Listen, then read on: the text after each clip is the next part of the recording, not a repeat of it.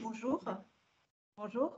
Donc, dans le cadre de la Biennale 2021, qui n'a pas pu avoir lieu en présentiel, donc nous recevons aujourd'hui Madame Myriam Cheikh, qui va notamment nous présenter son film, excusez-moi, son livre Les filles qui sortent.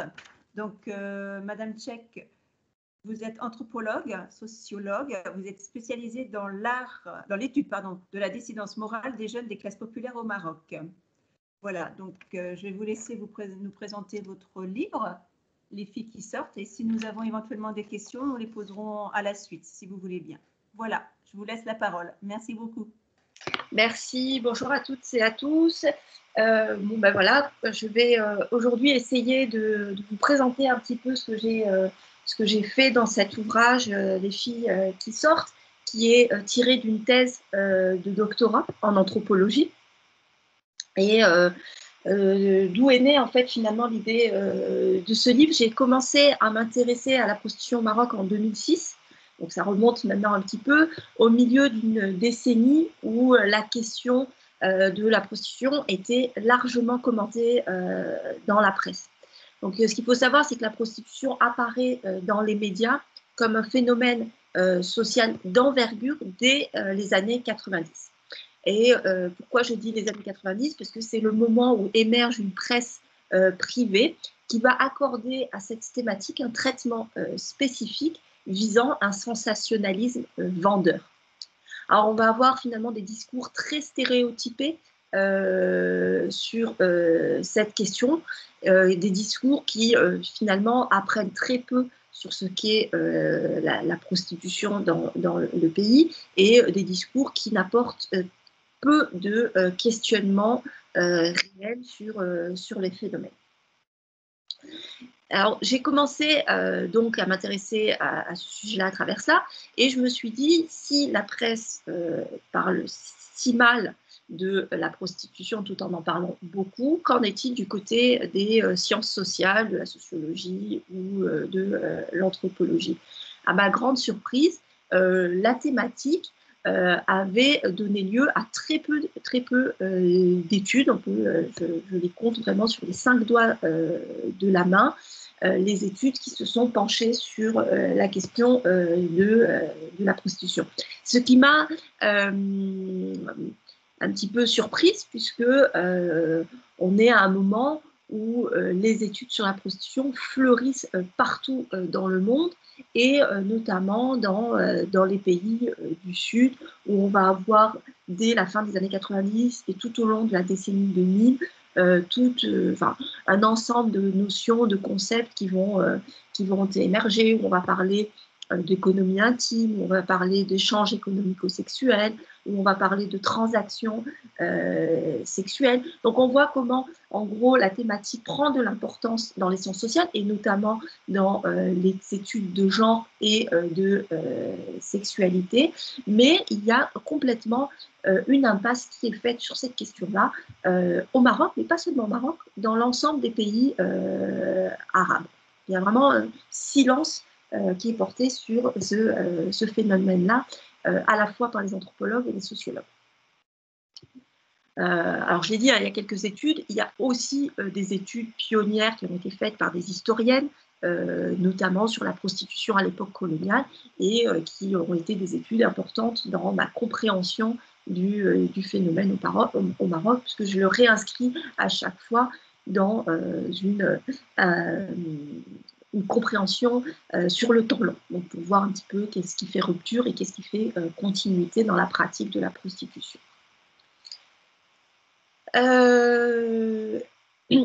Ce que j'ai voulu faire, donc j'ai commencé par vous parler de ce discours médiatique, c'est que c'est un discours qui finalement nous dit très peu de choses, parce que c'est un discours qui est très stigmatisant et qui enferme la prostitution dans le domaine de l'immoralité. Donc en gros, finalement, ce qui est mis en avant, c'est l'aspect immoral de la pratique, donc l'aspect déviant de la pratique, et peu finalement les dimensions sociales et économiques qui se jouent, et notamment également la question du stigmate, la question des rapports inégaux entre les sexes qui se jouent dans la pratique.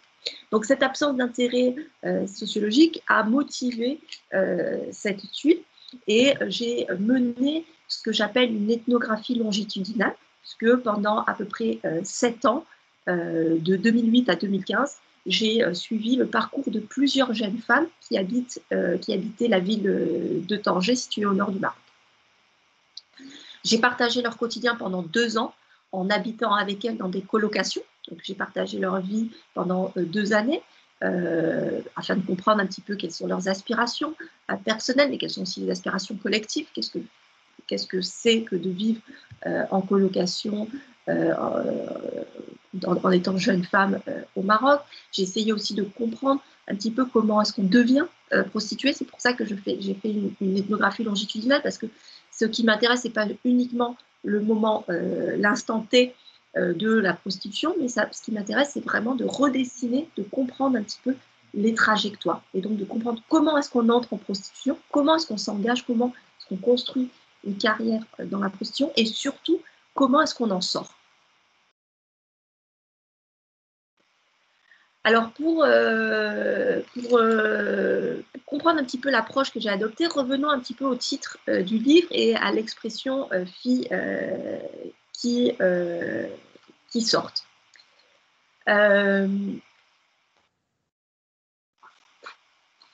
D'où vient cette expression?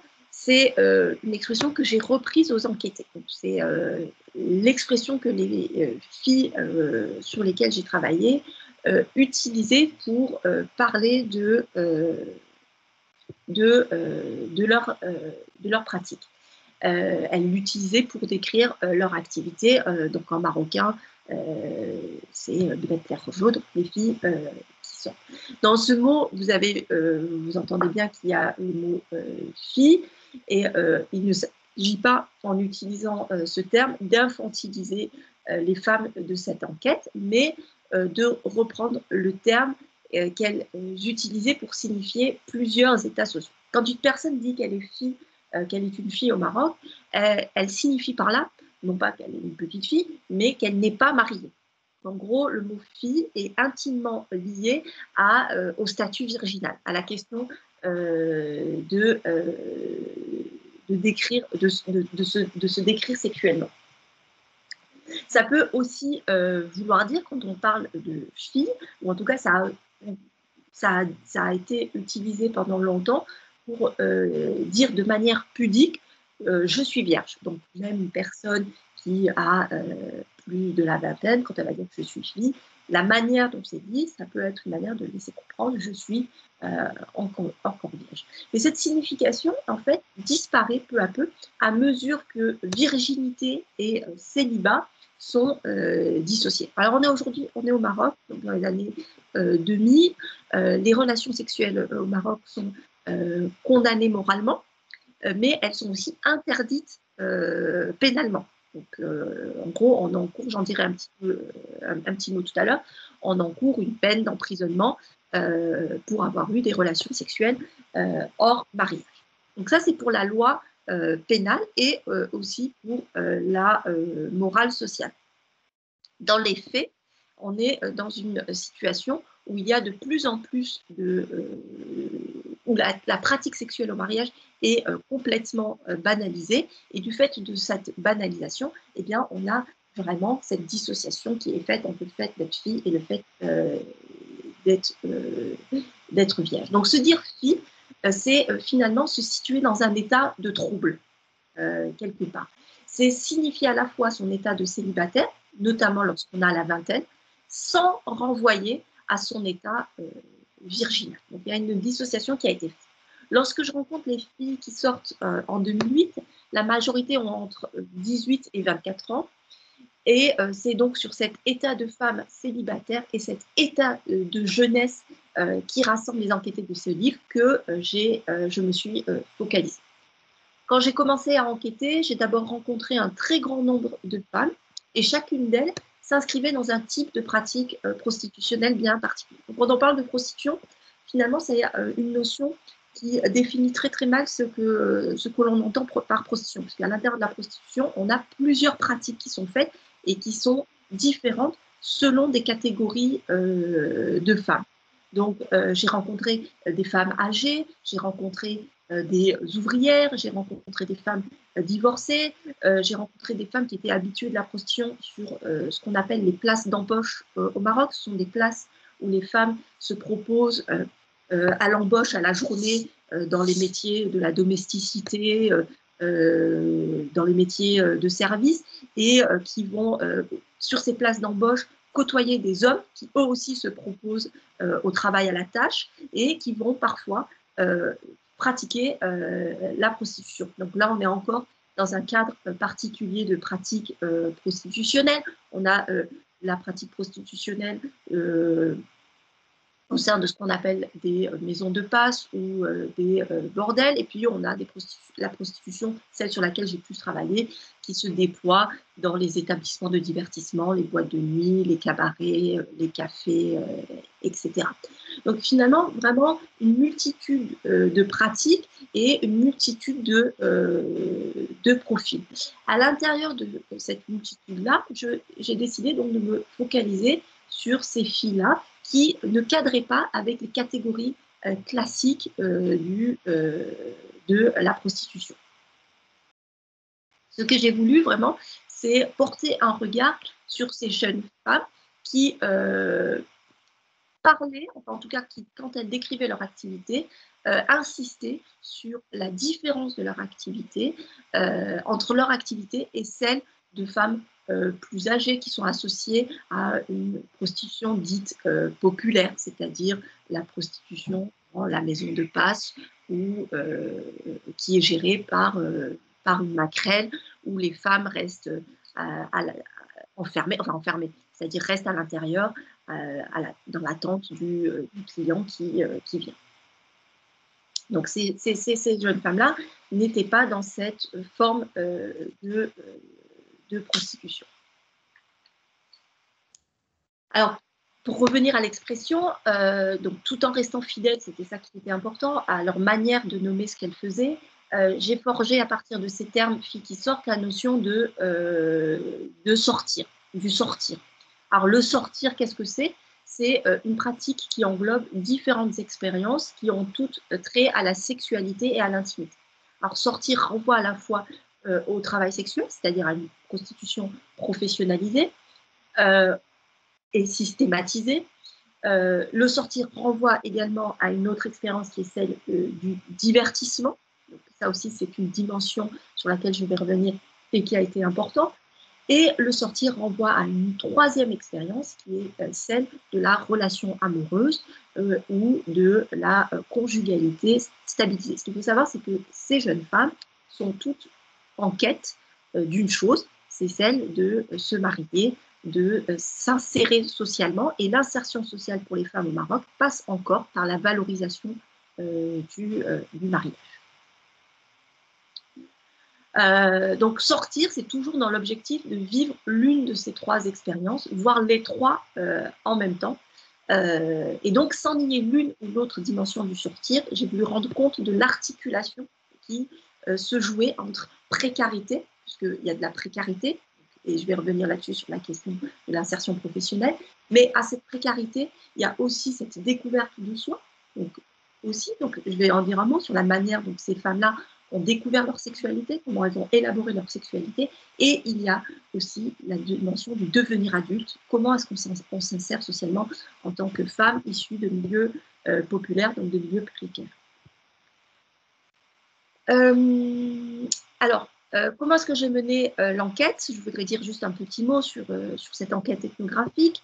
Elle a reposé donc sur 3 postes d'observation. Tout d'abord, les lieux de prostitution, les bars, les discothèques et tous les lieux de consommation dans lesquels les jeunes femmes avec lesquelles j'ai habité, fréquentaient. J'ai aussi enquêté sur les lieux et les réseaux de vie des enquêtés, notamment donc les colocations que j'ai partagées avec elles. Ces colocations ont été vraiment très utiles pour m'insérer dans leurs réseaux amicaux mais aussi pour m'insérer dans leur famille. Donc j'ai eu aussi la possibilité de connaître les familles des filles, de les fréquenter et donc de mieux comprendre les liens familiaux chez ces filles. Également, un autre site d'observation est constitué par les forums des sites qui sont dédiés aux clients de la prostitution. Donc, tout ce qu'on appelle des guides internationaux du sexe, où des clients notoires s'échangent des informations sur les lieux de prostitution, sur les manières de pratiquer la prostitution dans différents pays du monde. Et le Maroc, j'ai regardé un petit peu sur ces guides-là ce qui était dit du Maroc, ce qui a permis, cette ethnographie numérique m'a permis d'enrichir ma compréhension de la clientèle masculine, comment est-ce qu'ils pensent la prostitution, comment est-ce qu'ils se pensent en tant que clients, comment circule l'information sur les femmes, comment les femmes sont nommées, etc. Voilà pour le point sur l'ethnographie. Juste, j'ajoute quelque chose, c'était vraiment important pour moi de passer par l'ethnographie. J'avais commencé au début par faire des enquêtes par questionnaire, des enquêtes par entretien, et je me rendais bien compte que j'allais rarement au-delà de réponses assez stéréotypées sur les pratiques. Et je voyais bien qu'il était nécessaire de pouvoir m'insérer complètement dans le milieu de vie de ces personnes-là, de pouvoir mener finalement ce que font les anthropologues de manière très classique, une observation participante, donc participer à la vie quotidienne des filles. Donc cette immersion est vraiment ce qui m'a permis un petit peu de décentrer le regard et de recueillir la parole de ces jeunes femmes. Alors le livre donc d'où est tirée ma thèse s'organise autour de 5 chapitres.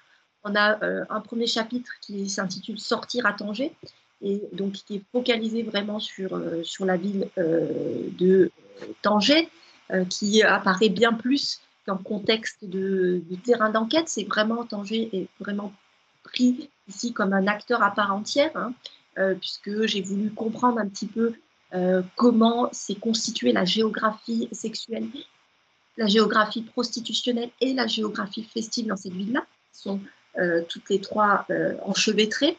Donc pour cela, j'ai fait vraiment une analyse un peu historique. Tanger est une ville assez particulière. Elle a une histoire très particulière. C'est une ville qui a eu un statut international à l'époque coloniale. Et ce statut international qui a fait de la ville vraiment le lieu après la Seconde Guerre mondiale, qui a fait de la ville un lieu phare de la fête cosmopolite qui attirait un petit peu les gens du monde entier, a un statut particulier. Donc il y a déjà à la fois des établissements qui sont présents, des établissements qui ont une histoire. On a un quartier réservé qui était là à l'époque coloniale, qui va jouer aussi un rôle dans la manière dont vont se structurer dans l'espace, la manière de penser la fête, la manière de penser la prostitution, la manière de penser la sexualité dans la vie. Donc tout ce chapitre-là est consacré à l'évolution des espaces prostitutionnels à Tanger jusqu'à aujourd'hui. Et d'une décennie à l'autre, j'ai montré comment les transformations économiques de la ville vont avoir un impact aussi sur la structuration de la prostitution dans la ville. Donc jusqu'à aujourd'hui, Tanger est aujourd'hui la deuxième ville économique du pays. Au moment de l'accès de Mohamed VI au trône, après la mort d'Hassan II, eh bien, il a focalisé tous ses intérêts sur cette ville-là. Donc il y a eu un développement très important, très intense de Tanger d'un point de vue économique, ce qui a drainé une présence importante d'acteurs économiques différents. Et cette présence-là va aussi finalement stimuler tout ce qui est l'économie du loisir, l'économie du divertissement, donc l'économie de la nuit. Et donc, du coup, aussi, d'une certaine manière, structurer ce que sont les pratiques prostitutionnelles. Et on va comprendre comment ces filles qui sont nées à la fin des années 80 et qui deviennent adolescentes au début des années 2000, milieu des années 2000, vont développer, ou en tout cas vont découvrir un petit peu ce qu'est l'adolescence dans ce cadre où est valorisé un certain type de fête. Le second chapitre, et on va comprendre ce que j'entends ici par l'aspect festif, et le second chapitre s'intitule « Sortir, s'amuser ». Et il porte sur les expériences festives des filles. Alors, c'est un moment très important dans cette enquête un moment très important dans cette enquête, a été constitué par toutes ces discussions qui tournaient autour des premières fois, des premiers émois, des premiers amants. Donc, dans les colocations, ce sont des choses qui revenaient souvent. Vous vous souvenez, j'ai dit que les filles étaient âgées entre 18 et 24 ans, donc du coup, certaines étaient encore dans le statut d'adolescence, d'autres étaient encore associées à ce passé d'adolescent. Donc les discussions tournaient beaucoup autour de leur première fois et des premiers amours. Et un élément qui revenait régulièrement dans ces discussions, c'était l'école. Donc il y avait une insistance qui était faite sur l'expérience scolaire. Donc l'expérience en tant qu'élève, mais aussi l'expérience en tant que jeune qui retrouve dans un lieu spécifique à l'école tous les jours ses copains, ses pairs, PAIR. Alors donc, on comprend bien que l'école n'est pas qu'un lieu d'apprentissage scolaire, c'est aussi le lieu principal de la socialisation après la famille et parfois même avant la famille. Donc, d'autres apprentissages s'y font, des apprentissages qui sont propres aux jeunesses. Et donc, dans les récits des filles, la découverte de l'intimité, de la sexualité, la découverte du corps était centrale.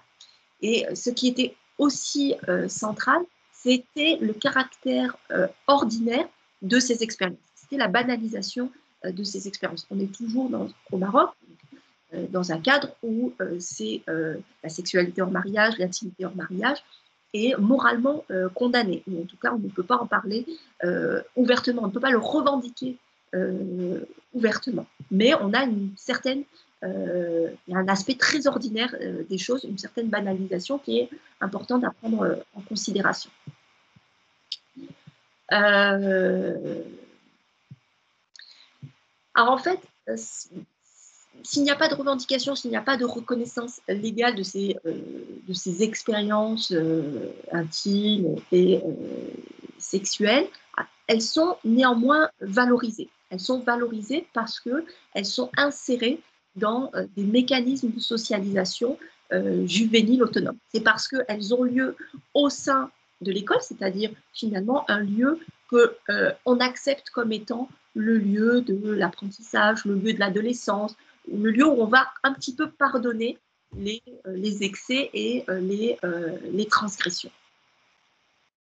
Donc finalement, les filles sont devenues des adolescentes pubères dans un cadre de banalisation de l'intimité juvénile qui passait par les idéaux d'amusement et de subjectivation.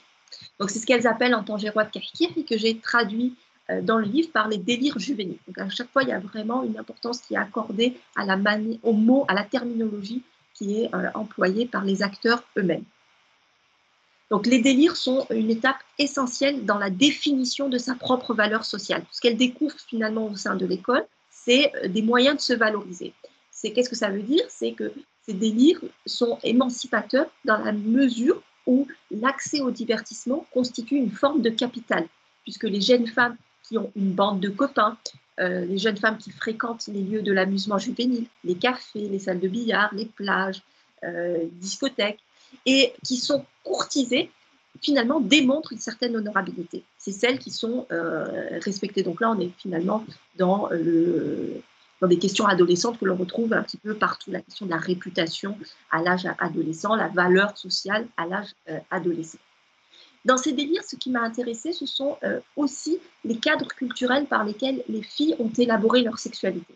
Et donc, j'ai réfléchi aux normes des échanges entre garçons et filles.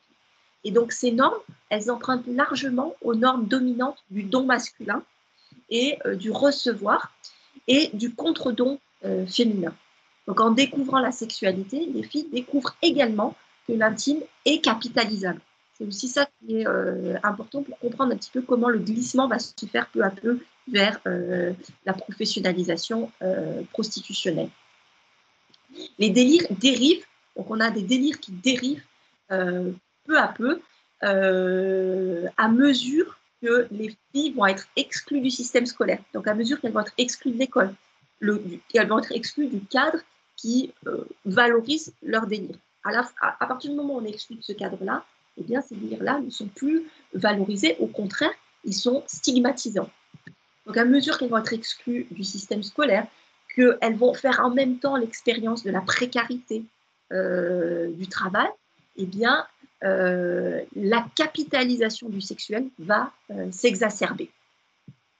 Et donc, celles qui avaient le statut d'élève insouciante, qui pouvaient s'amuser et qui étaient excusées d'une certaine façon pour sa transgression, puisque voilà, c'était le moment d'une découverte, se retrouvent peu à peu poussées vers le statut de mauvaise fille, vers le statut de fille des rues, par lequel finalement va se préciser cette professionnalisation. L'attractivité des jeunes femmes constitue de moins en moins une simple expression de soi valorisante et de plus en plus finalement un moyen de générer de l'argent et d'entrer par défaut dans l'âge adulte. Donc c'est un petit peu finalement ce moment-là qui m'a intéressée de comprendre comment est-ce qu'elles sont passées de cette expérience de délire à l'expérience de la professionnalisation, ce qui amène au troisième chapitre qui est sortir travailler et qui porte essentiellement sur la professionnalisation de la prostitution. Donc là, je me suis intéressée à la manière dont les filles vont se retrouver à systématiser les relations avec les garçons pour de l'argent. Et je me suis ainsi intéressée aux établissements et comment les établissements vont aussi renforcer cette systématisation en contrôlant la présence des filles, sans le dire officieusement, de fait, faire des filles présentes dans des lieux de divertissement des travailleuses de ces établissements qui vont être là pour pousser le client à consommer, qui vont être là pour pousser le client à se divertir. Et elles vont être à chaque fois dans cette lutte où elles vont essayer de dire mais nous, on n'est pas dans cette prostitution professionnelle, nous, on est dans un sortir d'accord qui est un peu trouble, mais qui est à la base fait pour nous permettre de trouver, de stabiliser une conjugalité, de trouver un mari, etc. Donc, il va y avoir une lutte qui va être menée continuellement entre les gérants d'établissements et les filles. Et pas que. Par exemple, je vous ai parlé des colocations. Une des colocations dans laquelle j'ai habité va être convertie à un moment donné en bordel, puisqu'il va y avoir un changement de bail et les filles vont refuser de prendre le bail à leur nom. Une des personnes présentes, qui est la plus âgée, va accepter de prendre le bail à son nom et en prenant le bail à son nom, va décider de profiter de l'appartement et de le transformer en maison de passe. Il va y avoir des luttes qui vont durer pendant des mois, qui vont conduire à une scission, une explosion de la colocation et certaines filles qui vont aller vivre ailleurs et cette personne-là qui va y rester. Donc moi, du coup, quand je vous parle de colocation, j'ai vécu dans ces doubles colocations. Donc j'ai suivi celles qui avaient quitté parce que c'était celles qui m'avaient permis de rentrer, donc par loyauté, je les ai suivies, mais j'ai gardé un lien avec la personne qui avait converti son lieu en bordel pour pouvoir continuer à observer et comprendre un petit peu ce qui se jouait à chaque fois dans ces luttes de définition de ce qu'est la pratique prostitutionnelle. Voilà pour ce qui est du travail. Un quatrième chapitre s'intéresse au travail de la police. Donc, je vous ai dit que je vous ai un peu parlé de la législation qui concerne la sexualité hors mariage. Donc, il y a l'article 490 du Code pénal qui condamne les relations sexuelles hors mariage. Mais on a aussi d'autres articles qui ont été introduits beaucoup plus tard dans le Code pénal et qui sanctionnent la prostitution. Je me suis rendu compte en faisant un travail statistique des arrestations que les filles, les personnes qui étaient arrêtées pour prostitution étaient toujours arrêtées sous le cadre de l'article 490, donc en raison d'activités sexuelles hors mariage, et rarement sous les articles de prostitution là. Ces articles-là étaient plutôt réservés pour les enquêtes qui consistaient à démanteler des réseaux. Donc, dans ce chapitre-là, je m'intéresse énormément au travail policier, à la division du travail policier. D'un côté, tout ce qui concerne les campagnes d'assainissement, c'est comme ça qu'on les appelle, c'est-à-dire ces campagnes-là où on a des brigades des mœurs qui sortent avec un camion et qui essayent de ramasser des coupes en rue. Et je me suis intéressée à l'évolution du travail policier dans la manière d'essayer de distinguer les couples qui sont des couples vus comme vrais, c'est-à-dire qui ne sont pas liés par la prostitution, et les couples qui seraient des couples liés par la prostitution. Et j'ai montré un petit peu finalement comment il y a un travail policier qui est un travail qui vise finalement moins à rétablir l'ordre moral et plus à établir un ordre social, puisqu'on va à chaque fois, par le délit de faciès, distinguer qui est dans une relation propre, entre guillemets, et qui est dans une relation sale. Et souvent, ce sont les filles issues des milieux populaires qui vont être de suite taxées de prostituées, qui vont être de suite étiquetées comme prostituées. Et parfois sans avoir jamais eu rien à faire avec la prostitution. Donc je parle un petit peu de tout ça dans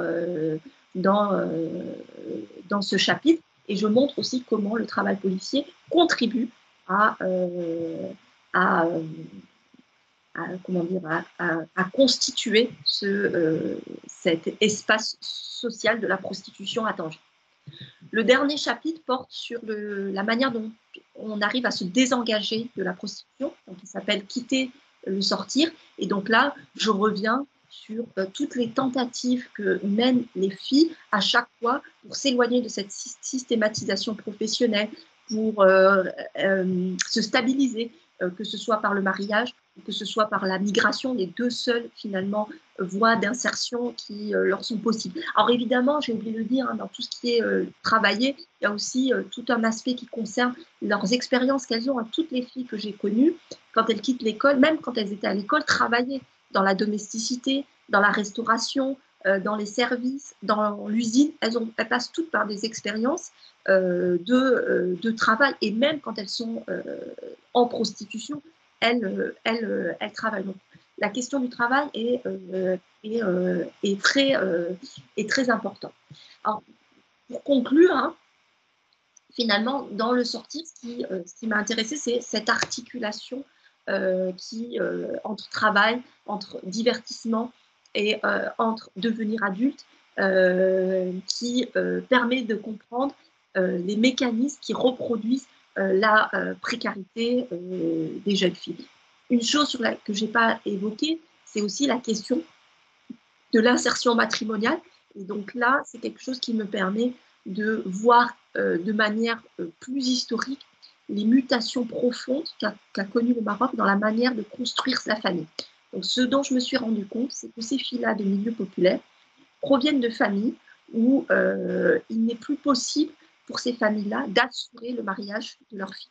En gros, finalement, la grande mutation, c'est la fin du mariage arrangé dans les familles populaires, parce qu'on n'a pas les moyens économiques d'assurer des mariages arrangés, parce que finalement, on n'a pas les moyens, on n'a pas les capitaux sociaux d'arranger les mariages arrangés, parce qu'on n'est plus du tout inséré dans des tissus sociaux où on est considéré comme honorable ou respectable, et donc on peut permettre de placer ces filles. Donc c'est une transformation très importante. Par là, qu'est-ce que je veux dire? C'est qu'en gros, dans ce pays-là, on est passé à une situation de contrôle de la sexualité des filles, des femmes, à une situation où ce contrôle de la sexualité a été remis entre les mains des filles. Ce que l'on a dit aux filles, c'est en gros, débrouillez-vous avec votre sexualité, débrouillez-vous avec votre insertion matrimoniale, mais débrouillez-vous aussi pour garder votre honneur. Donc elles sont dans cette contradiction, elles ont été placées dans cette contradiction où à la fois elles doivent assurer leur insertion matrimoniale et à la fois assurer leur honorabilité. Voilà, je m'arrête là. Merci beaucoup. Ça a été très dense. très... En fait, moi, je vais revenir sur certaines choses. Alors, j'ai peut-être pas tout compris, donc excusez-moi si je vous fais répéter certaines choses. En fait, si je vais peut-être synthétiser entre guillemets.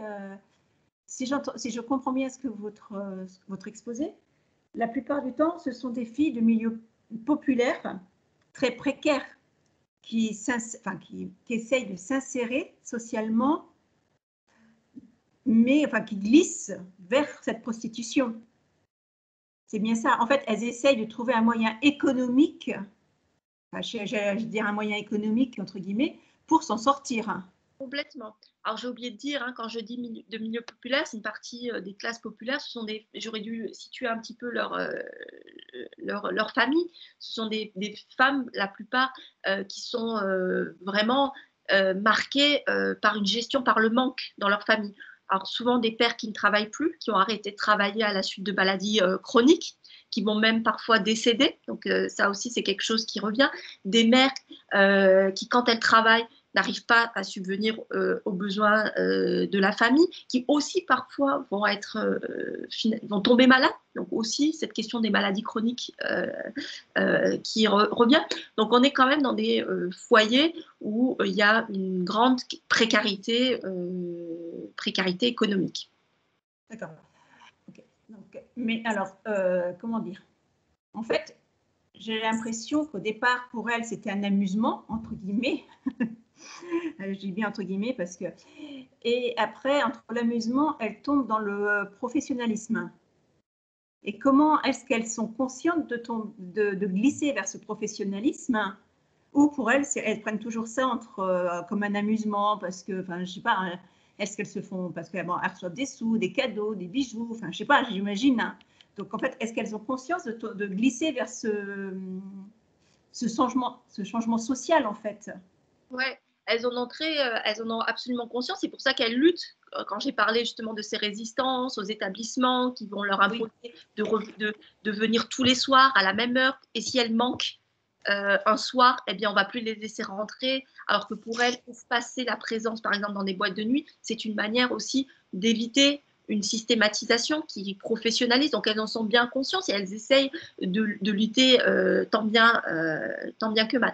Alors pour revenir sur cette question de divertissement, ce que je veux bien qu'on comprenne, c'est que tout en étant précaire, etc., il y a aussi cette dimension finalement de la découverte de soi qui est importante. C'est-à-dire que j'ai vraiment voulu éviter de faire l'impasse aussi de qu'est-ce que c'est qu'un individu tel que ces jeunes filles au Maroc. Comment est-ce qu'on se construit en tant qu'individu?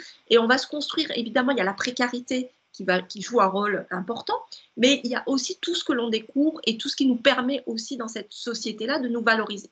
Et l'expérience scolaire est assez intéressante de ce point de vue-là, parce que c'est un cadre, c'est un espace bien particulier où circulent des valeurs qui sont tout à fait différentes des valeurs que l'on va avoir dans une société dominante. C'est-à-dire il est possible d'être adolescente, et pour être l'adolescence, c'est quelque chose qui a été peu à peu reconnu au Maroc. C'est assez récent qu'on ait reconnu le statut d'adolescent, d'état d'adolescent, où du coup on accepte qu'il y ait à ce moment-là des perturbations hormonales qui font que, évidemment, on commence à se poser des questions sur l'amour, sur la sexualité. Donc, il y a des petits changements comme ça qui sont opérés et qui, elles, vont participer aussi de leur construction. Donc, ça à prendre en compte.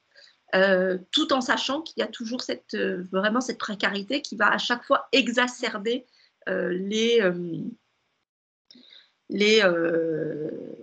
expériences qu'elles vont faire. En gros, finalement, qu'est-ce qui fait la différence entre des filles issues de milieux précaires et qui ont des relations avec des garçons où circulent des cadeaux, où circule de l'argent, et des filles qui sont issues d'autres classes sociales où vont circuler aussi des cadeaux, vont circuler aussi de l'argent, parce que comme j'ai rappelé, on est toujours dans un cadre culturel où le don masculin est important. Donc, qu'est-ce qui fait la différence entre ces deux types de filles, où on va avoir des filles qui vont être de suite cataloguées comme des prostituées, des mauvaises filles, et d'autres filles qui ne le seront pas, parce que finalement la nécessité est moins prégnante, la nécessité est moins présente.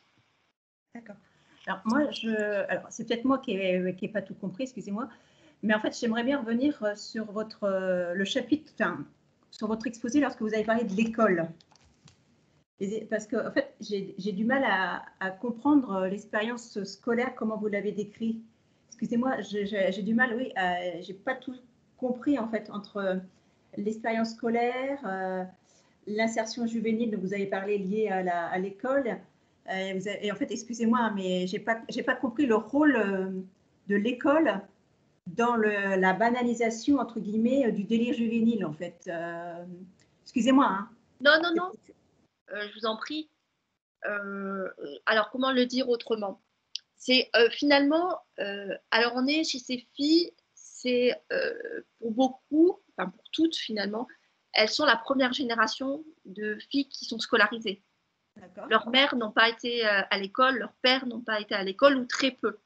Donc là, vraiment, on est dans une génération où on envoie les enfants à l'école. On est aussi dans un cadre de massification scolaire. Aujourd'hui, au Maroc, quasiment tous les enfants ont au moins été jusqu'au collège.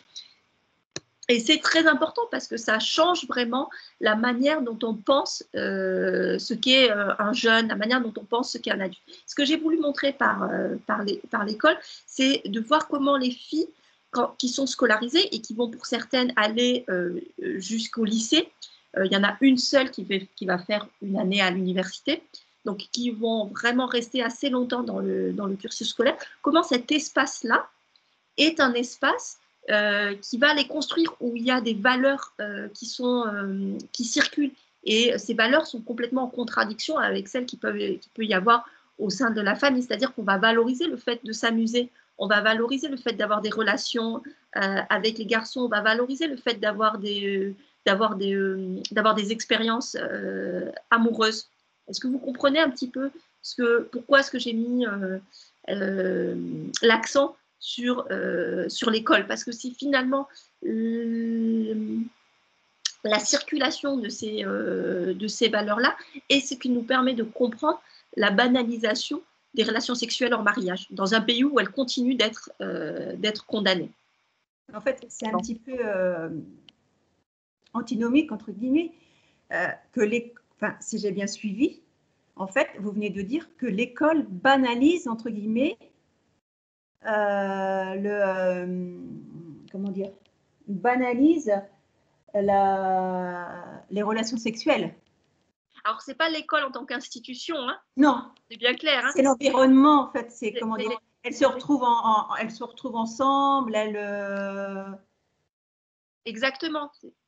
Finalement, comme il faudrait peut-être, pour vous resituer, essayer de penser à ce qu'est l'école en France comme environnement dans le développement, dans la découverte de l'intimité chez les adolescents en France. On sait très bien que c'est un milieu de socialisation où vont circuler des valeurs autour de l'intimité, autour de la première relation amoureuse, etc. C'est la même chose côté marocain. D'accord. Je pense que c'est Françoise, la personne qui est avec nous, qui veut poser une question, je crois. Oui. Vas-y, Françoise. Oui, bonjour Madame Cher, Françoise. Donc, je me posais plusieurs questions à vous écouter. Pour moi, il y a les questions. Comment ça a traversé vos questionnements de sociologue et d'anthropologue? C'est-à-dire, d'une part, on est dans une métropole, un Tanger dont vous avez situé, voilà, donc ce sont des filles de milieux urbains, donc avec d'autres codes, des milieux urbains qui sont connectés en termes d'image, de représentation à d'autres villes, d'autres métropoles. Donc, la question au Maroc qui est très prégnante de modernité, tradition, qui est tout le temps en confrontation, en cohabitation. Voilà, c'est assez complexe.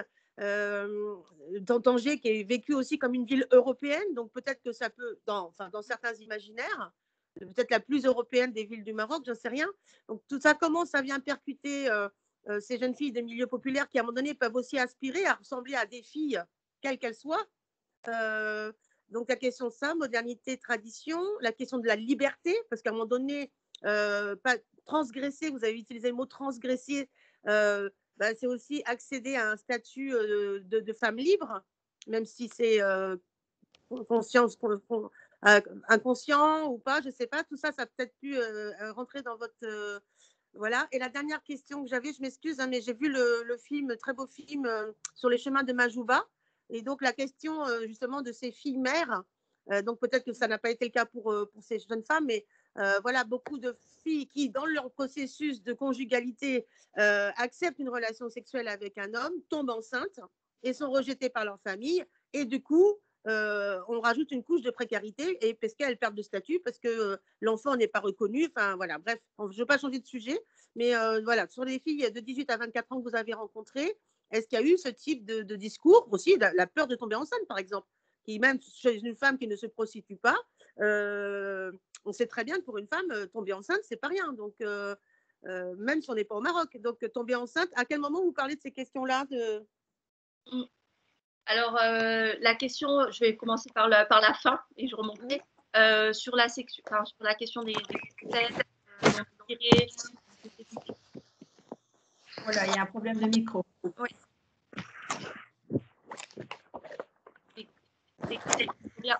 Je pense qu'on entend le micro. Vous m'entendez? Attendez, je coupe mon micro. Merci. La question des grossesses est quelque chose qui est complètement central parce que j'en ai pas parlé là, mais dans le livre, je l'aborde. Il y a toute la question des avortements clandestins qui se pose. En fait, pour comprendre ça, il faut remonter aussi à la manière dont sont gérées dont est gérée la contraception. En fait, on est dans des milieux où c'est assez dramatique, mais où la contraception est mal prise, où les filles parfois pensent, et ça c'est quelque chose qui m'a assez surpris, pensent que prendre la contraception uniquement lorsqu'on a des relations sexuelles est suffisant. Donc, il n'y a pas cette connaissance d'un suivi de la pilule régulièrement. Donc, il y a eu certaines qui ont eu recours, parfois plusieurs fois, à des avortements clandestins. On est au Maroc, les avortements sont complètement interdits. Parmi les filles sur lesquelles j'ai enquêté, une seule est tombée enceinte et a gardé son enfant. Sinon, les autres se sont toujours débrouillés pour avoir recours à des différents types d'avortements, ce qui pose aussi des questions sanitaires assez importantes, puisqu'il y avait parfois des avortements qui étaient faits à la maison au moyen de plantes abortives, mais qui finissaient assez mal. Donc, c'est finalement cette pratique que vous connaissez certainement, qui consiste à commencer un avortement et puis ensuite être admis aux urgences dans les hôpitaux qui vont finir le curetage. Donc c'est une manière de détourner un petit peu également la loi, mettre les hôpitaux face aux faits et donc les obliger à continuer quelque chose. Donc il y a vraiment quelque chose qui est essentiel là-dedans.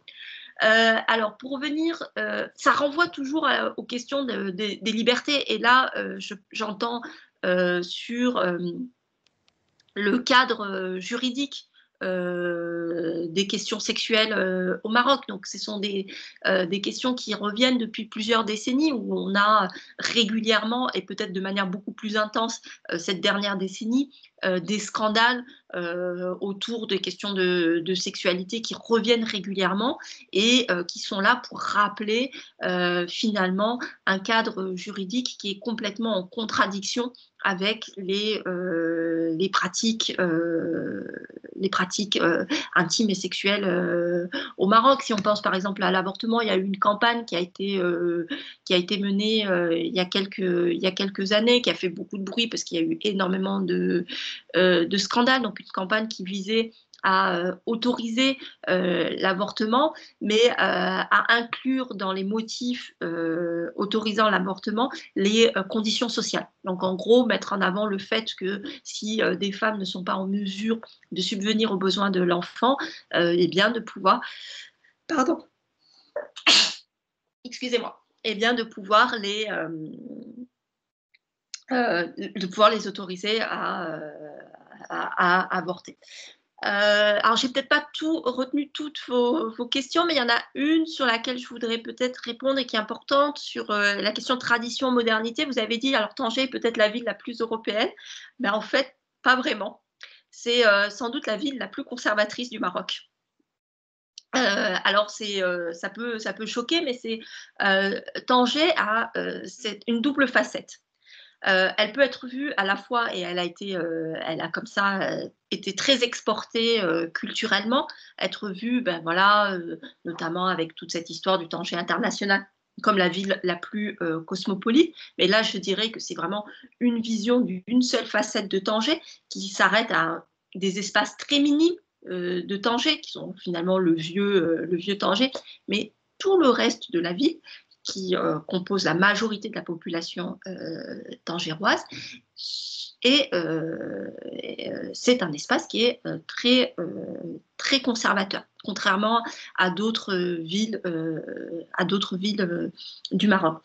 Moi, j'ai habité pendant longtemps, par exemple, à Kémitra, qui est une ville qui est située à 30 minutes au nord de Rabat. Et même si on prend, par exemple, à Rabat, où j'avais l'habitude d'une certaine permissivité morale, j'ai été assez surprise en m'installant à Tanger de constater que cette permissivité n'avait pas lieu. Alors évidemment, c'est toujours selon les milieux, puisque je suis en train de vous parler de filles qui sortent, qui prennent des libertés. Ce sont des filles qui sortent, qui prennent des libertés et qui sont à la fois originaires de Tanger, donc il y en a qui sont originaires de Tanger, et il y en a d'autres qui sont venus s'installer à Tanger, qui ne sont pas de Tanger, qui sont originaires d'autres villes du Maroc, ou parfois qui sont originaires de milieux ruraux, mais pas tout à fait ruraux, c'est-à-dire vraiment des ceintures rurales, mais qui sont adossées à des villes, donc finalement des personnes qui sont déjà un petit peu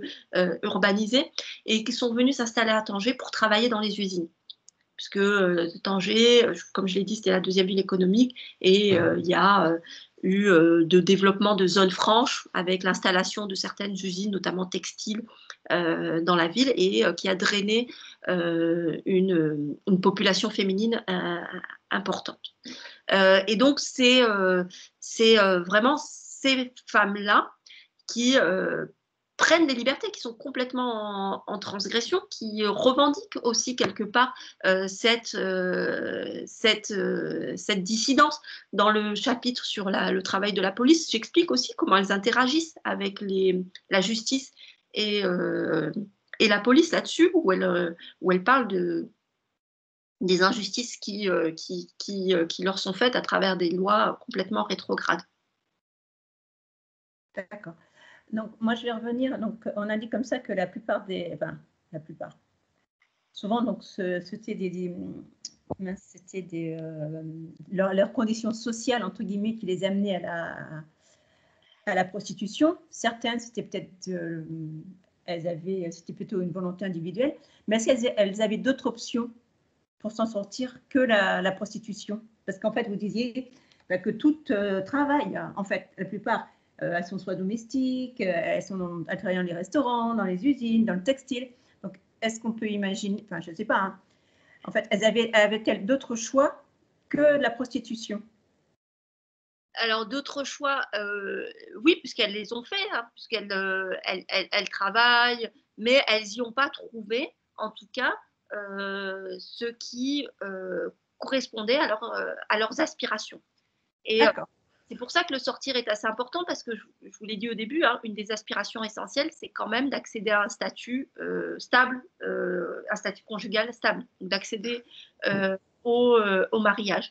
Et les espaces de divertissement sont vus par elles comme des espaces où elles peuvent possiblement rencontrer des futurs maris. Alors, je ne l'ai pas dit sur la fin, mais quand elles quittent le sortir, la plupart qui se marient ont rencontré leurs époux dans ce cadre du sortir. Donc, elles ont rencontré des époux qui ont été des clients, qui sont ensuite devenus des copains, et par la suite des maris. Voilà, certaines se sont installées, ont fait des enfants avec ces personnes-là. Donc, en gros, il y a toujours cette expérience du travail qu'elles gardent, parce qu'elles savent toujours que c'est... enfin, en tout cas, la question du stigmate autour de la prostitution fait que le travail en dehors de la prostitution est toujours valorisé. Certaines vont même complètement quitter le sortir et se focaliser uniquement dans un travail à l'usine, quand le travail à l'usine leur permet de vivre en tout cas décemment, selon leurs aspirations. Travailler dans des usines de décortiquage de crevettes qui sont très très mal payées, qui font partie des jobs les plus mal payés, et quelque chose qu'elles vont essayer de fuir, qui sont des travaux très durs, très pénibles, et qui payent très mal. Trouver un travail dans une usine de câblage, où là, on a des qualifications qui sont un peu supérieures au décortiquage des crevettes, et donc finalement un salaire un peu supérieur, eh bien, elles vont essayer de se stabiliser dans ce genre de profession. Certaines vont même, parfois, avec l'argent qu'elles arrivent à tirer de la prostitution, investir dans des formations. Donc, il y en a qui vont, par exemple, essayer d'avoir des formations en esthétique, en coiffure, pour pouvoir insérer ce genre de métier. D'accord. En fait, l'objectif final de ces jeunes filles, c'est de trouver un mari, puisque c'est la clé pour s'insérer, entre guillemets, dans la société marocaine, enfin, à Tanger surtout. Mais pourquoi est-ce qu'elles n'ont... Enfin, je pense que vous avez répondu déjà, mais je la repose la question. Pourquoi est-ce qu'elles n'ont pas choisi une voie plus classique, entre guillemets, pour se trouver un mari? Donc, tout à l'heure, vous aviez dit c'est parce qu'en fait, il n'y a plus d'argent dans la famille, donc on ne peut pas faire de mariage arrangé, il n'y a pas de dot, il n'y a pas de... Donc, j'imagine que c'est ça, en fait. Il n'y a plus de... l'insertion économique n'est pas là, entre guillemets, pour... trouver la voie du mariage classique, entre guillemets. Je ne sais pas si j'ai fait bien comprendre. Ah, il faut rencontrer les hommes. Oui, voilà. C'est ça. Mais en fait, c'est quand même en contradiction, en fait, parce qu'elles veulent se marier, donc rentrer dans la société, avoir et elles, comment dire, elles essayent de trouver un mari via des voies, via une voie un petit peu immorale. Je ne sais pas si je me fais bien comprendre. Donc, c'est un petit peu ambigu, ambivalent, quoi, en fait. Je ne sais pas comment m'expliquer, mais... De toute façon, on est sur des ambivalences, on est sur des ambiguïtés. Et cette ambiguïté-là est travaillée aussi par les désirs de découverte. Ce que je veux dire, c'est pour ça que je ne mets jamais, quand je parlais de cette triple dimension, c'est que je ne mets aussi jamais de côté cette question du divertissement. Pour pouvoir rencontrer des maris avec lesquels on va s'entendre, etc., on va dans les lieux qui font sens aux jeunesses actuelles au Maroc, c'est-à-dire les lieux de divertissement. Et dans ces lieux de divertissement, eh bien, on va avoir besoin que des hommes payent pour nous économiquement parlant. C'est toujours ces engrenages, c'est un enchevêtrement qui est, si on le désenchevêtre, eh bien, on a du mal à faire sens de ce qui est en train de se passer. Et puis donc, j'ai essayé d'approcher sans le compartimenter, sans uniquement regarder que la prostitution et mettre de côté tout cet aspect du divertissement, sans regarder uniquement le divertissement et mettre de côté l'aspect prostitutionnel. D'accord. Et donc, en fait, vous aviez répondu à ma prochaine question. Donc, il y en a qui ont trouvé des maris, qui se sont mariés. Mais en fait, comment est-ce qu'elles se... Ma question qui m'est venue tout à l'heure, c'est comment elles sont perçues par leur famille maternelle, hein. Enfin, pas par la belle famille, mais aussi par les deux, en fait. Parce que le mari, bon, ils ont rencontré leurs futurs époux dans le milieu de la prostitution. Donc, comment sont-elles perçues socialement, économiquement, après? Est-ce qu'elles font table rase de leur passé? Ou est-ce que c'est... tout le monde sait que l'époux de machin, enfin de Mohamed, c'est une ancienne prostituée? Est-ce qu'elles font table rase? Comment s'insèrent-elles dans la société une fois mariées? Alors, une fois mariée, alors généralement, il y a quelque chose qui va être que, ce qui explique aussi pourquoi, une fois qu'elles se sont mariées, peu à peu, nos liens se sont distendus. C'est-à-dire qu'on va prendre complètement distance. On va se distancier complètement du passé, des anciennes relations. On va couper les ponts. Le mari va aussi exiger aussi que tous ces ponts soit coupé. Alors, ce qui est aussi intéressant, j'insiste là-dessus plus dans le livre, c'est aussi de voir comment les hommes qui se marient avec ces filles-là sont aussi... en fait, ils se marient et il y a aussi un projet qui est le projet de se moraliser. c'est-à-dire de devenir respectable ensemble. Donc, il va y avoir la fille, il faut que j'arrête, c'est pas bien, bon, voilà, je l'ai fait parce que j'avais besoin. Il y a aussi tous des discours qu'elles mettent aussi en place une fois qu'elles sont mariées, où elles vont mettre dehors tout cet aspect du divertissement et de dire ouais, c'était les conditions, etc. Et tout. Et puis voilà, maintenant je veux vraiment me moraliser, rentrer dans le bon chemin, sur le bon chemin. Et des hommes qui, eux aussi, vont dire oui, moi aussi j'ai envie d'entrer sur le bon chemin, j'ai envie de me moraliser, arrêter l'alcool, arrêter les sorties, arrêter la drogue, etc. Donc il y a aussi un projet commun qui se fait chez ces jeunesses où on quitte ces activités-là, ces pratiques-là, pour devenir des gens bien et respectables. Et il y a une sorte de norme tacite de laquelle je n'ai pas parlé au Maroc, qui est très importante, qui est celle de tant que l'on ne dit pas, les choses qui ne sont pas dites n'existent pas. Et ça qui s'appuie sur... alors, j'aime pas trop toujours rapporter à la question du religieux, mais c'est quand même important parce que c'est... alors, en islam, on a des hadiths, ce sont des dires du prophète qui sont souvent utilisés un petit peu pour expliquer des pratiques au quotidien. Et il y en a un qui revient très régulièrement, qui est celui d'un homme à l'époque du prophète qui avait transgressé toute la nuit. C'est-à-dire qu'il avait bu toute la nuit, donc il avait fait des choses qui étaient illicites. Et il est venu s'en plaindre au prophète, et le prophète lui a dit « Pourquoi est-ce que tu viens t'en plaindre et pourquoi tu t'en es plaint à tout le monde alors que Dieu avait passé toute la nuit à couvrir tes méfaits et toi, tu les as rendus visibles en parlant ?»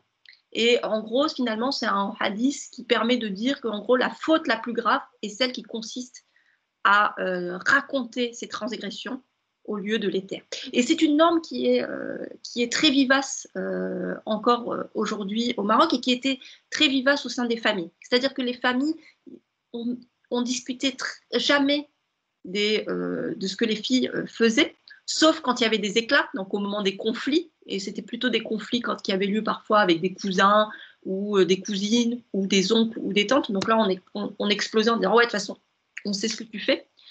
Mais en temps normal, dans le quotidien, il y a vraiment cette norme de ne pas dire, qui permet finalement quelque part de garder à l'intérieur de la communauté des personnes qui ont transgressé. D'accord. Alors, peut-être la dernière question, je ne sais pas encore. Donc, en fait, c'était, comment dire, bon, elles ont conscience que leurs actes sont un peu immoraux au vu de la société, mais comment est-ce qu'elles le vivent? Parce que je pense qu'il y a des moments de doute, de non, j'en ai plus envie, mais j'ai besoin de cet argent pour me réinsérer. Donc, en fait, elles doivent comment dire, avoir une dualité. Ouais, en elles, comment vivent-elles ces actes immoraux, enfin, si je puis dire? Ça doit être compliqué pour elles psychologiquement. Ben, c'est très compliqué. Alors, sur le moment de l'adolescence, quand je parlais d'école, pas, mais parce que là, on était dans un moment très particulier. J'ai dit que ça commence à dériver quand elles commencent à avoir des réputations qui se construisent, des mauvaises réputations qui sont construites. Et quand elles sont dans cette période de systématisation de la prostitution, eh bien, elles passent par des phases de grande dépression. Alors, les colocations, en tout cas, les colocations que j'ai vécues sont des colocations qui rassemblent un grand nombre de personnes très déprimées.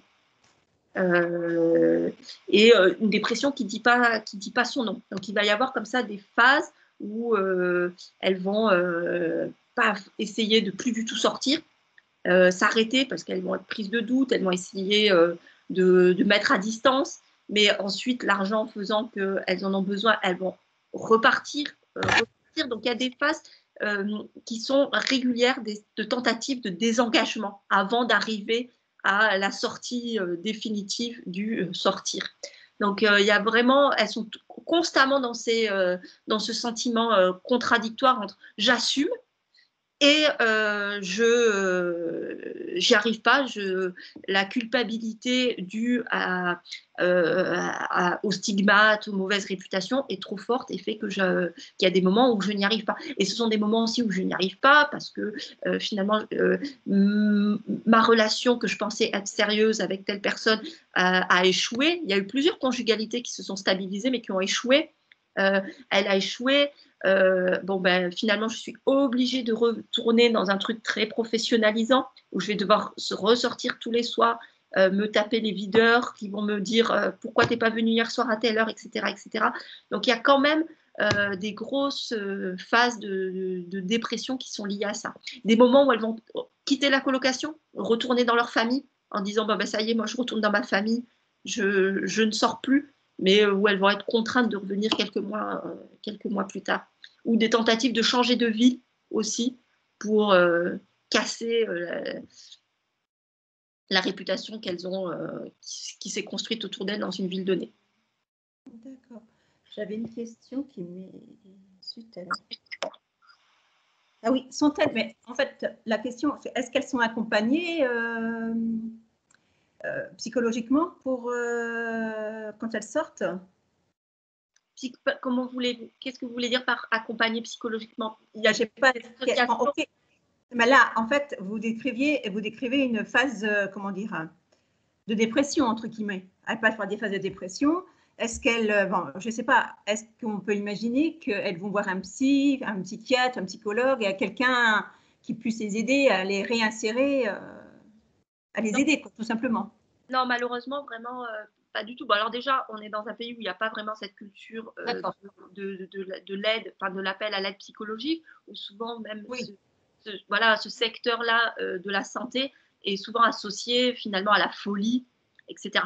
En revanche, ce qu'elles vont avoir, elles vont puiser dans des traditions thérapeutiques locales, c'est-à-dire ce sont des personnes qui vont souvent visiter les tombeaux des saints. Il y a beaucoup ces pratiques-là qui vont aller voir des guérisseurs. Donc, c'est plutôt de ce côté-là qu'en fait, le mental va être un petit peu soigné en allant faire des visites des tombeaux des saints, en faisant des offrandes, des sacrifices, etc. Donc, mais voilà, j'allais dire, la santé psychologique de manière plus moderne, telle qu'on l'entend nous ici, n'est pas encore quelque chose qui est entré dans les pratiques. Voilà. Et sinon, côté associatif, il n'y a rien. Alors, il y a certaines qui ont été suivies par exemple, les associations de lutte contre le sida. Au Maroc, c'est ça qui est assez dramatique. J'en parle un petit peu dans le chapitre, dans un des chapitres dans le livre. C'est que finalement, la seule manière de pouvoir apporter une certaine aide psychosociale, c'est de passer par les associations sanitaires, et notamment les associations de lutte contre le sida. Et donc, certaines filles ont été approchées par les associations de lutte contre le sida qui mènent un travail de prévention contre le sida. Donc, ils vont faire un petit peu des journées de prévention et vont rassembler certaines femmes, et ça va constituer des moments de parole. Mais ça va aussi constituer des lieux dans lesquels elles ne vont pas se sentir tout à fait à l'aise, parce que les associations vont les définir d'une manière à laquelle elles essayent d'échapper. Par exemple, ben voilà, ces associations qui ont un discours qui est très formaté, où il va y avoir une utilisation de certains termes qui vont être faits. Par exemple, l'entrée en vigueur du terme travailleur du sexe va leur poser problème, parce qu'elles vont dire mais d'accord, je fais ça, c'est pas bien, c'est haram, c'est illicite, mais je suis pas de là à, j'ai pas envie qu'on me considère comme travailleuse du sexe. C'était le cas pour les filles avec lesquelles j'ai travaillé. Évidemment, ça ne se posait peut-être pas pour d'autres personnes. D'accord. Françoise a une question à vous poser. Oui, alors 2 questions. La première, je ne sais pas si c'est vraiment une question, mais en tout cas, moi, j'ai été très surprise. J'ai vécu 3 ans au Sahara, à Mahmid El Rislan, et là-bas, j'ai appris que une fille qui allait à l'université, c'était déjà une prostituée. C'est-à-dire que voilà, d'emblée, une étudiante, c'est une prostituée potentielle. Et ça sert aussi de prétexte pour ne pas les envoyer à l'université. Donc, ça peut dire aussi du climat général qui peut régner, en tout cas dans les zones rurales. Voilà. Dans quel sens vous étiez, pardon, je n'ai pas entendu. Mahmid, je ne sais pas dire en arabe, en français, ça fait Mahmid El Rislan, au sud de Zagora. Au Maroc, donc, d'accord. Oui, voilà. Et donc, ça dit aussi beaucoup du contrôle familial dont vous avez parlé, très bien parlé, hein, c'est-à-dire voilà, quand la famille ne peut plus contrôler ni la virginité ni l'insertion matrimoniale. Voilà. Et là-bas, encore dans les zones rurales, c'est encore très présent. Il y a encore le contrôle familial. Et une fille qui va à l'université, elle échappe à ce contrôle et potentiellement, enfin, voilà, on dit déjà c'est une prostituée d'emblée. Donc ça m'a beaucoup choquée. Et j'ai vécu avec quelques jours, moi seulement, avec des étudiantes à Marrakech qui venaient du Sahara. Et j'ai pu constater à quel point ces filles, justement, ne sortaient pas et faisaient tout dans leur petit appartement. Elles étaient à 4 par chambre. C'était très impressionnant. Donc ça, c'était ma première remarque sur le climat social général, le regard porté sur des filles qui échappent au contrôle familial, par aussi envie d'émancipation légitime, de pouvoir se former et accéder à un métier. Et puis l'autre question, c'était sur comment ces filles vous ont perçu, vous, en tant que femme. Vous êtes jeune aussi, vous aviez un statut très particulier dans cette colocation, vous êtes la chercheuse, pas confrontée vous-même à la prostitution, et donc ça devait être assez particulier, le regard qu'elle portait sur vous et les relations que vous avez pu développer. Et la dernière question qui vient ensuite, c'est est-ce que vous avez gardé des relations avec ces jeunes filles? Merci. Alors oui, pour dire par rapport, donc vous étiez dans un endroit très spécifique. Moi, j'ai travaillé vraiment sur le Maroc urbain. Je pense qu'on pourrait travailler sur cette question-là de manière complètement différente si on travaillait sur des milieux périphériques, ruraux, ou autres. Au Maroc, ça donnerait des résultats complètement différents. C'est pour ça que j'insiste toujours pour dire que quand on dit prostitution, en fait, c'est vraiment une notion qui définit rien. Et les pratiques prostitutionnelles divergent, comme je disais tout à l'heure, d'un endroit à l'autre, d'une catégorie de femmes à l'autre. Donc, voilà. Mais tout ça, ça renvoie à quoi finalement, ce que vous dites? C'est toujours ça, la circulation des femmes a toujours, en tout temps et en tout lieu, finalement, été associée à la prostitution. À partir du moment où les femmes prennent la liberté d'occuper de l'espace public, de circuler sur l'espace public, c'est de l'occuper, mais de circuler librement sur l'espace public, elles sont de suite renvoyées à l'illégitimité de leur pratique et renvoyées à une sexualité dépravée. Et ça, on le remarque partout. Il y a toujours ces discours qui circulent.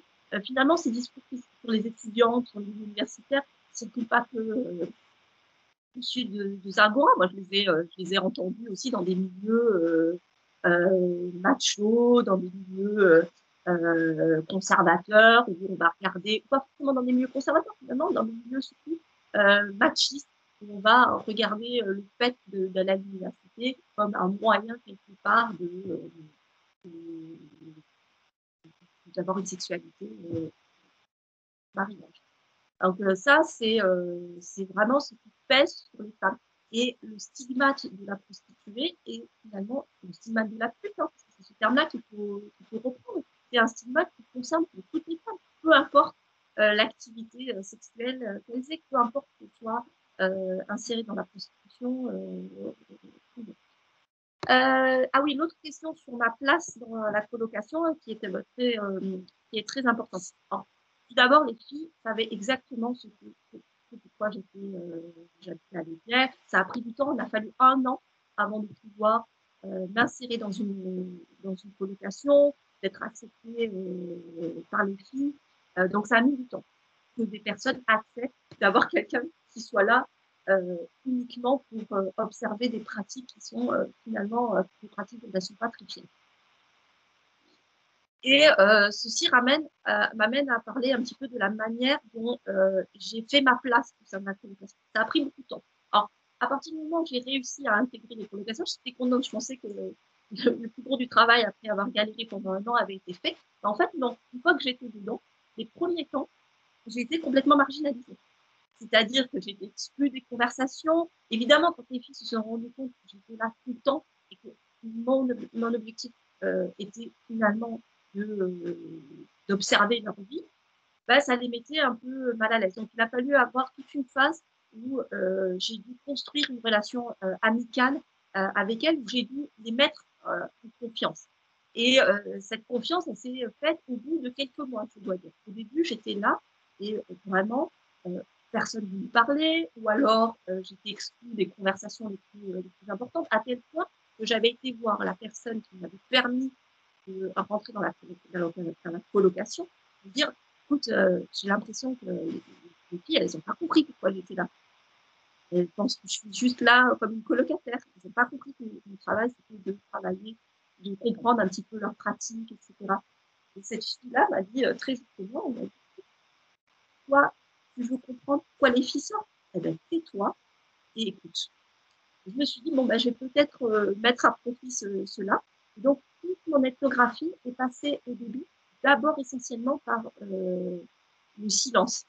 Donc, j'ai dû accepter le fait d'essayer de trouver, d'occuper une place qui soit la moins bruyante possible. Donc, j'ai vraiment adopté j'ai fait d'abord une ethnographie par le silence. Ça consistait à me taire, à ne pas poser de questions au début. Donc, d'abord, vraiment à construire une relation de confiance et à essayer de ne pas être toujours là. Donc, j'habitais avec elle, donc c'était assez compliqué d'être toujours là. Donc, j'ai dû un petit peu me ménager des moments où je quittais un petit peu la colocation pour pouvoir y revenir. Donc, vraiment, à chaque fois, des temps d'apprivoisement, des manières de s'apprivoiser. Donc, quelque chose qui finalement n'est pas différent de ce que font les autres anthropologues sur d'autres sujets. On pourrait penser que c'est spécifique parce que c'est la sexualité, mais au fond, quand on est habitué à la littérature anthropologique, c'est quelque chose qu'on retrouve. L'anthropologue est toujours, quand il commence son terrain, quand il est en phase d'immersion, que ce soit chez les Indiens d'Amazonie ou dans une tribu en Océanie, il y a toujours ces grands moments de flottement où on a du mal à être accepté. Et je dois dire que le moment où finalement les filles ont commencé à accepter ma présence et à vouloir et à accepter à se livrer à moi et à accepter à m'insérer dans leur vie sociale, ça a été le moment où j'ai réussi à montrer que je savais garder le secret. Donc en gros, finalement, où je leur ai dit, ne vous inquiétez pas, je ne suis pas là pour vous juger et je ne suis pas là non plus pour livrer des secrets. Ça s'est passé quand fortuitement à Tanger, j'étais avec une des filles et en marchant dans la rue, on a rencontré une de ses cousines. Et elle a été obligée de me présenter à sa cousine et elle était très très mal à l'aise. Elle ne savait pas comment me présenter à sa cousine. Et très rapidement, je lui ai dit oui, moi je suis là, j'interviens dans une association et je les aide sur l'alphabétisation, sur l'apprentissage du français. Bon bref, j'ai sorti ce bobard comme ça m'est venu comme ça. Puis elle m'a regardée et pendant une semaine, ça a été des félicitations. Oh là là, comment elle a géré ça. Donc voilà, ce sont des petits moments qui sont importants pour marquer l'intégration dans le milieu. Et comme disait Françoise, vous avez gardé des relations avec… Alors, vous avez vu, hein, j'ai commencé en 2008. Oui. Pendant 7 ans, donc j'ai réussi à garder le lien avec elle jusqu'en 2015. Après 2015, j'ai gardé le lien avec quelques-unes, mais au fur et à mesure que certaines s'inséraient dans leur vie sociale, eh bien, elles ont complètement disparu de ma vie. Aujourd'hui, je suis en contact qu'avec une, et c'est pas anodin, c'est celle qui a un enfant et qui donc est restée mère célibataire et qui ne veut pas se marier, qui assume sa vie de mère célibataire. Donc finalement, celle qui a le moins de contraintes, de gestion, de respectabilité. Voilà. Mais les autres, je les ai complètement perdus, je dirais, vraiment autour des 2017. D'accord. Voilà. Bien. Bah, écoutez, moi, je tiens à vous remercier encore une fois pour cet exposé très enrichissant. Et donc, je rappelle votre livre, Les femmes qui sortent, jeunesse, sexualité et prostitution au Maroc. Voilà, moi je tiens encore vraiment à vous remercier au nom de la ville de Pontivy pour cet exposé, pour avoir voulu, bien vouloir jouer le jeu en visioconférence, parce que je sais que ce n'est pas évident pour les uns et pour les autres. Je sais que certains auraient bien aimé le présentiel, mais bon, le contexte fait que. Donc vraiment, Madame Cheikh, je tiens à vous remercier encore une fois.